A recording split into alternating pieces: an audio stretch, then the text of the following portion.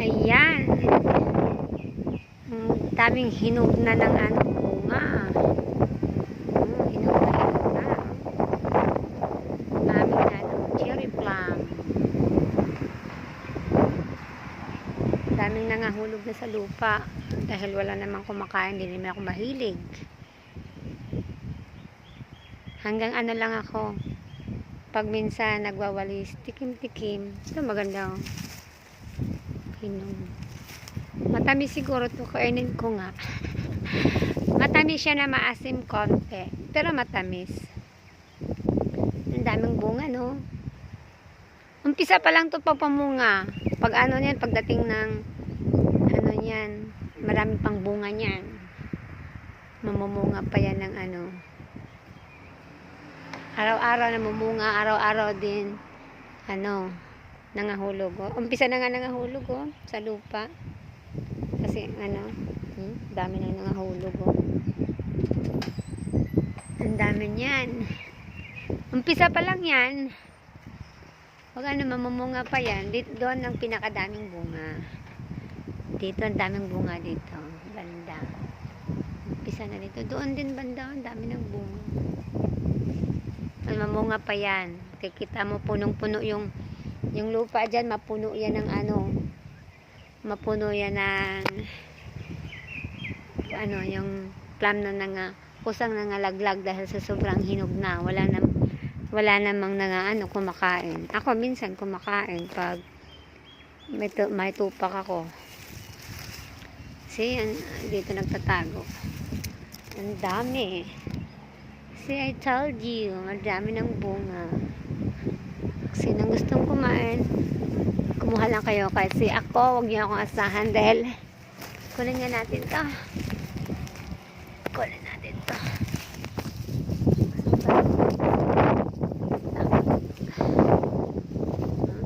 See? Saan na ba yan? Kung makita sa camera, kasi masisilaw. Saan na ba? Ayan, di ba? Masarap to. Matamis pero hindi siya maasim. Sobrang katas. Yummy. Hindi siya maasim ngayon.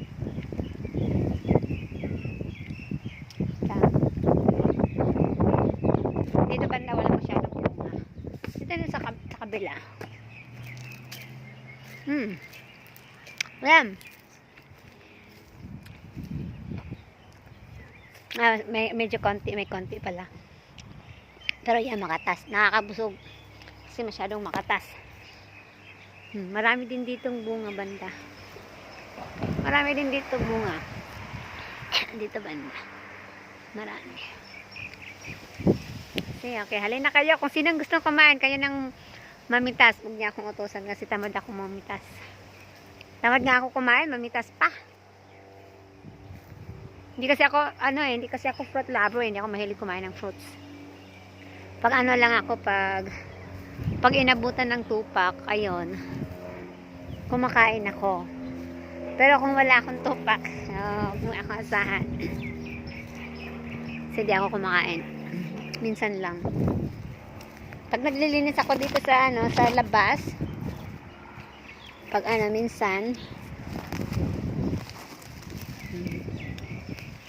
see, dito man daw wala masyado. Pero mga ilang mga January, dadami na to. Dito banda, madami na din dito banda. Madami na dito sa pinutol na nga itong mga sanga dami humahalik na kasi sa lupa dati yung mga sanga nito pag nagwawalis ako, nahirapan akong magwalis kasi kailangan kong sumusuong. Kaya pinuputol. Daming bunga na. Anong isang linggo, umpisa lang namunga nito hinog na agad.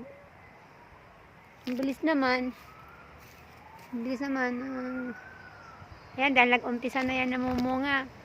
Madami na mamunga pa yan. Dito sa baba, nag-umpisa na Nag-umpisa na dito. Oh. Ayan. Kaya ang dami nang nag-umpisa ng halog. Napakapakan ko na. Madami na sa lupa. May nag-umpisa ng mga ang dami nang nangahulog. Pagkadating ng January po, mga New Year, puno na tong lupa. Lahat na hinog na yan. Wala na yan. Nandito na yan lahat sa lupa. Palibasa kasi walang kumakain. Ang ibon, kumakain pero hindi naman niya maubos. Ano lang niya, tutusukin lang. Ay, wala na. Tutusukin lang niya yon. Tapos, wala na. Puro lang sila kagat ng ibon. Di naman nila, uubusin eh. Pag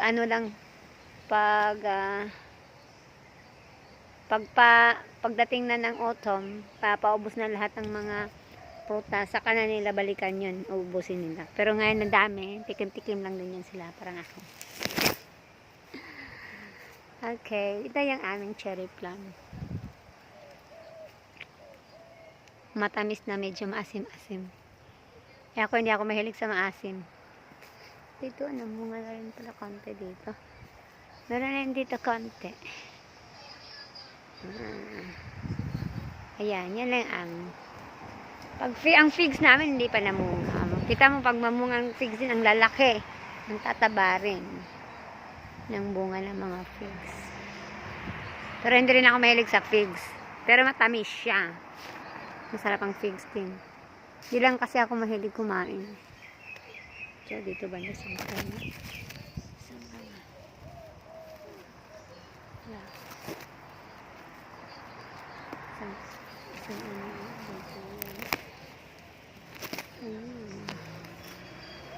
Okay.